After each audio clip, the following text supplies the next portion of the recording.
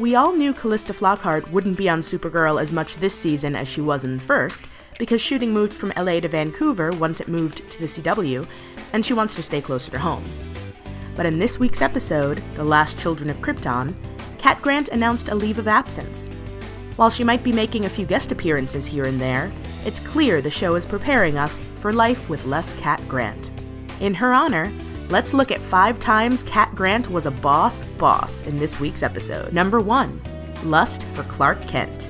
Okay, so this might not be the most appropriate thing ever, but I love that Cat just doesn't care that it might be a little weird for Kara to hear how hot Cat thinks her cousin is. Cat Grant is not a woman who shies away from her own desires, and that is why we love her. Number 2, Snapper CARR. Just because Kat's leaving doesn't mean she's leaving Kara without some tough love.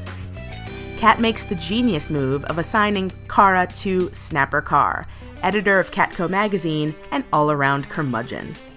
If there was ever a time that Kara had to sink or swim, it would be now, and Kat knows this.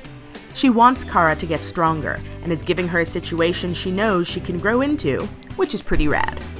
Number 3, pep talks. Kat has always had a special way with words. So when Kara comes to Kat asking her to advocate on her behalf when Snapper yells at her, Kat tells her to pull up your big girl pants, Kara. While she's on Kara's side, she's not about to do the heavy lifting for her. Kara needs to handle her big girl problems her big girl self. Number 4, Kat's goodbye to Kara. Just because Kat is a tough cookie doesn't mean she doesn't care. She cares a lot, and her goodbye to Kara shows this.